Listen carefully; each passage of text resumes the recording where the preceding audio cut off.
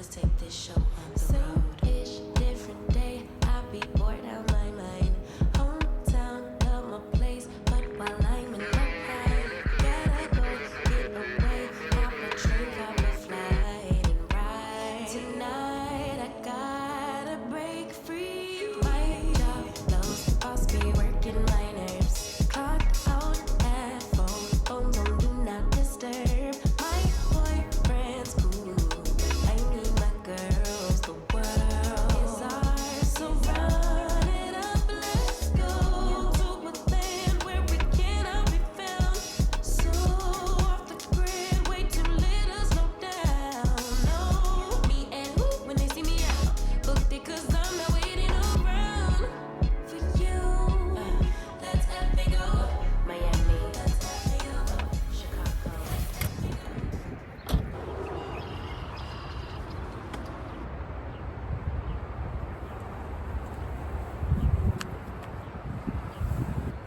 On April 21st, 2025, I was visited by the FBI. Now, before we get to the juicy part of the detail, let's start from the beginning of the whole story. Now, if you look through my catalog of content, you're going to notice that I'm a YouTuber that mostly focuses on car-related content. With that said, I'm also a Turo host, which means that I do peer-to-peer car rental here in the Chicagoland area. In addition to Turo, I also offer private car rental. So a time came when the ads that I have online were running, and I had this influx of immigrants. This is right after the migrant crisis. And I had these guys showing up with EU driver licenses. So they were trying to rent cars from me. Some of their driver's licenses and IDs said Norway, Sweden, Italy, and they all had the EU badge on it. So there were these three specific guys. They showed up. One of them had a driver's license from Italy, one had a driver's license from Norway, and the last one had a driver's license from Sweden. They specifically found my ad online. After they found my ad online, they contacted me and they told me that they wanted to rent from me. When they showed up, they demanded three cars: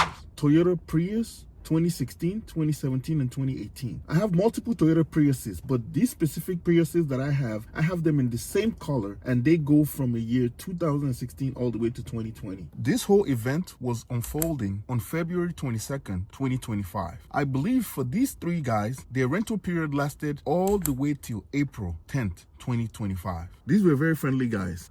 After we exchanged pleasantries, they signed the rental agreement, all three of them. I took a copy of their ID and they went on to pay the rental fee. I also took a picture of their driver's licenses, after which I handed them the keys. So in total, all three guys paid $490 each with something I call the RSD, refundable security deposit. So each guy handed me $490 plus $350. At the end of that deal, I was able to walk away with approximately $2,500. And this was just for the first week. Over the course of my rental to these individuals, I was able to earn about $6,000. That's just from the rental. And at the end of all this event, which I'm about to get into, you will realize that I made an extra $1,050 because none of them walked away with their refundable security deposit. So on the morning of April 21st, 2025, I was just sitting at home getting ready to leave the house and go about my day running my errands. I had just finished working out and I just heard a bang on the door. Boom, boom, boom. FBI, open up. What do you think I did? I opened up the door and I came outside. I saw three gentlemen. They were dressed in their FBI fatigue, bulletproof vest, gun holstered by their waist, and they had other things that's part of their uniform. They were quick to tell me, hey, don't panic. We're not here for you, but we just need your help. So the FBI proceeded to let me know that I had just rented my cars to a couple of people that were involved in crimes, cyber crimes to be specific, going on all around the United States. So they were letting me know that two, I believe, out of the three individuals were involved in cyber crime. They showed me a picture to identify one of the individuals that I rented the car to. I was quick to identify him because he was a Caucasian male with a very narrow nose, and that was very quick for me to ID because I remember these guys were very friendly and very familiar to me because in one of my YouTube videos on my vlog channel, you will see that I actually had a video with these individuals. So I guess the title for the world's dumbest criminals goes to them. So at this point, I was able to facilitate some information and assist the FBI with details pertaining to the rental associated with these individuals. At this point, they asked for my help politely, which I could not decline. So I proceeded to walk back into the house. I grabbed my folder where I have all my rental clients and the information pertaining to their rental details. The funny thing about this whole process was that when they knocked on the door, I came outside with no shirt on, and I was still willing to help them. At the end of it all, after they gave me the information, letting me know what they were looking for, as a law-abiding citizen, I couldn't resist help. At the end of it all, the agent that was in direct communication with me, I ended up giving him my number. He asked politely for my number and asked if they could text me, which I agreed to. So I gave them my business number. A situation where I divulged information to them ensued. So the FBI was very excited to find out that I had tracking devices on my rental vehicles. This was something that I had thought about removing because Turo had warned against these tracking devices because they had wanted us to buy their tracking device. But I'm glad I didn't. But for my private vehicles, I left the tracking device that I had on there, which is an Apple AirTag that is very difficult to find. On my Turo cars, I got rid of the Apple AirTags because Turo does not want the cars that are on Turo to have Apple AirTag. With the AirTag information that I had on the vehicle, they were excited to find this out. So with text messages, over a couple of days, the FBI kept texting me at odd hours of the day. They texted me at different times, just requesting the location of my rental vehicles so that they could find out where the individual that they wanted was. Lest I failed to mention the fact that one of the individuals, the guy that was actually the perpetrator of the crime that the FBI was actually searching for, the guy that was in the picture that they showed me, he had sensed that the FBI was on his tail, and he returned the vehicle that he was renting from me a couple of days earlier. The vehicle he was renting was returned on the 10th, and the FBI showed up on the 21st. I guess the universe was looking out for him. By the way, these guys were young men. They were mostly in their early 20s, 21, 23, based on their ID, which at this point, I could only hope was legitimate because for all purposes, it could have been fraudulent. I believe it was on the third day after helping the FBI out consistently, informing them using my GPS tracking device on the location of this individual, they were able to apprehend one of the individuals. So it went like this. The guy was in Dallas and he was supposed to head back to Chicago. Early in the wee hours of the day, the FBI kept asking me, I believe the first text came in somewhere around 1 a.m. and the next text came in somewhere around 3 a.m. and I didn't get it because I was asleep and I answered about 6 a.m. And on that day, I believe they had determined that they were going to apprehend this individual. So the main event came when they had asked me for the final time the location of the individual, and I let them know that the individual was actually on the highway. I believe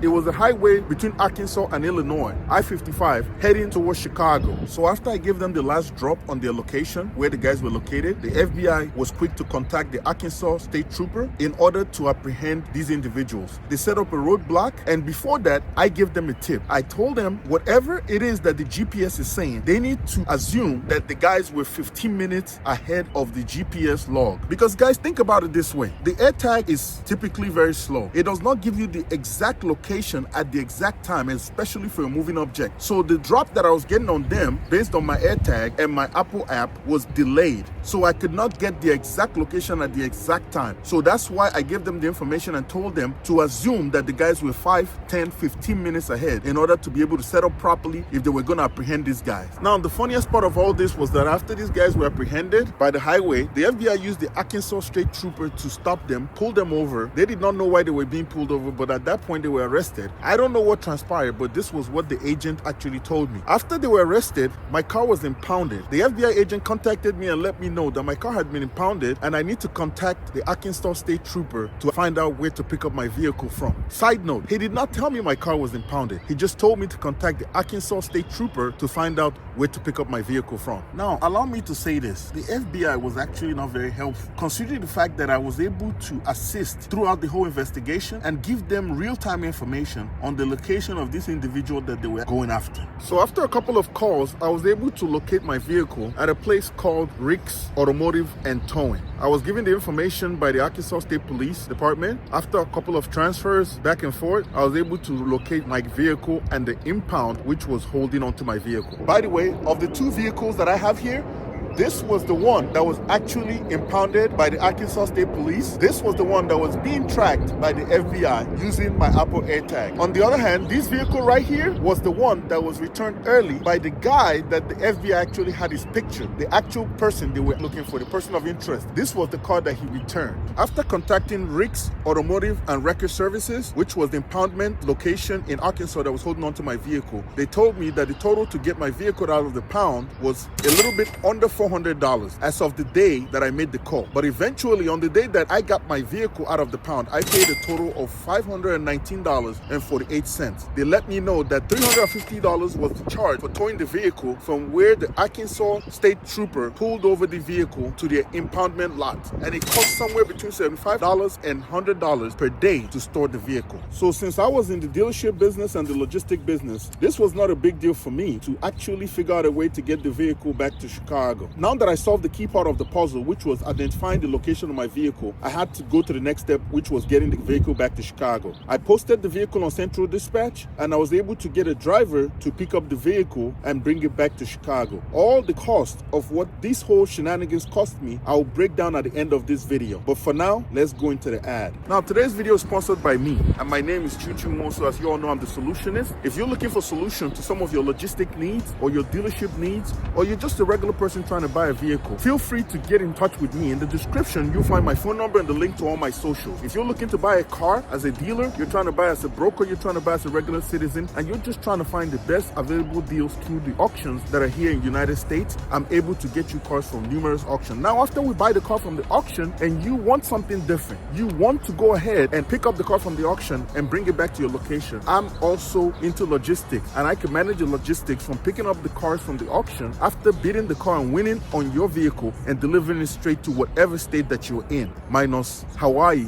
and Alaska. I also offer export services for the people outside of the United States. Currently, I just bought a vehicle, a 2017 Toyota Sienna, by the filming of this video, and it's going to Nigeria. So these are some of the services that I offer. So I can buy you a car from the bidding process to the winning process, pay for the vehicle, transport the vehicle to your location in the United States or to the port if it's going international. And also, if you need title services, you have issues with titles in your state, for some reason you cannot register the vehicle, you have a lost or missing title, you can also contact me. These are some of the things that I do. If you're here in Chicagoland and you need a vehicle fixed, let's say you got into an accident, it's some of the things that I do. If you look through my catalog of content, you will see vehicles that I fix for numerous individuals here in the Chicagoland area. I also offer mechanical services. Just look at it this way. If it has to do with cars, I'm your guy. So get in touch. And with this said, let's get back to the video. So eventually, the transporter from Shamrock Towing was able to pick up this vehicle from Rick's Automotive and Record Services. And on the day he showed up to pick up the vehicle, I was able to pay over the phone by credit card. After making that credit card payment, they were able to release the vehicle and they sent me an invoice. Upon payment of the vehicle and getting the release, the transporter was able to pick up the vehicle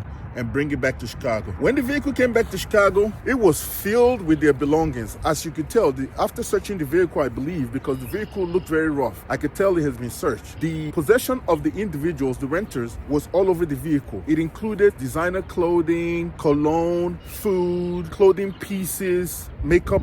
So as you can see, these individuals had their private and personal possessions all over this vehicle. They had so much garbage in the car that the car required a total cleanup, which I took out my time and I took a big bag because these were very good renters to me. They were not bad people. So I was able to take a big bag, pile up all their stuff. Until today, I have their stuff well kept in the trunk of one of my vehicles, waiting on their return. So for whatever reason, if they ever need their belongings, I have it ready for them if they ever contact me. So after the transporter returned the vehicle, reconditioning started. I was able to give the car a wash because the car was very filthy. After bagging up all their stuff and washing up the vehicle, I took it in because it needed 2 front tires. I got 2 front tires replaced, and after that, I took it in for inspection. The car was inspected, it passed, and it was ready to go back on Turo. At this point, I wanted to put it on Turo because demand was high. I did not need it to go back on private rental because at the moment, I did not have a private rental for the vehicle. And after replacing these 2 front tires, the car was ready to go back on Turo. It was just business as usual. And in case you're wondering, most of you know I'm Nigerian, so most Nigerians were very outspoken. I was able to contact the FBI agent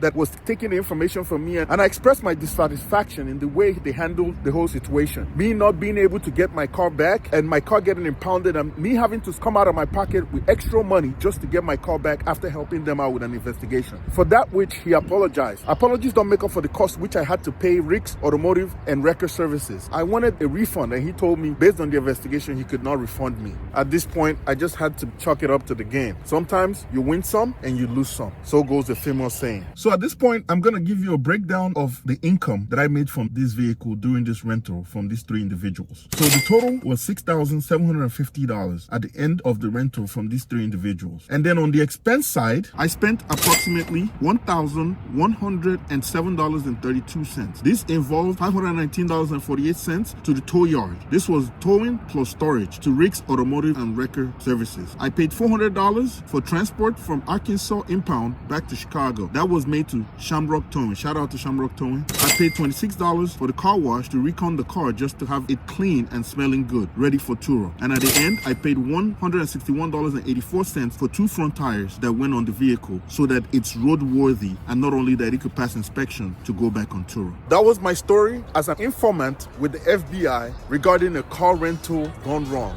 So with some rogue individuals that were in the country perpetrating cyber fraud. Like this video, please, share, subscribe, and let me know in the comment section if this was a W or an L based on the numbers I just shared with you. Thanks for watching. I'll see you on the next one.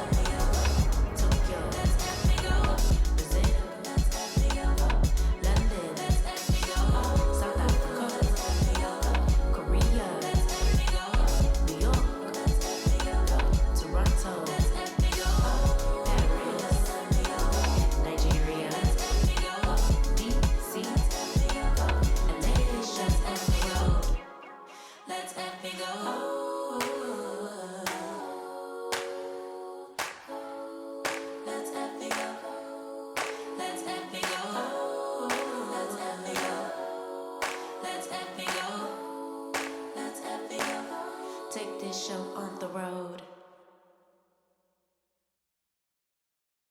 Let's take this show on the road.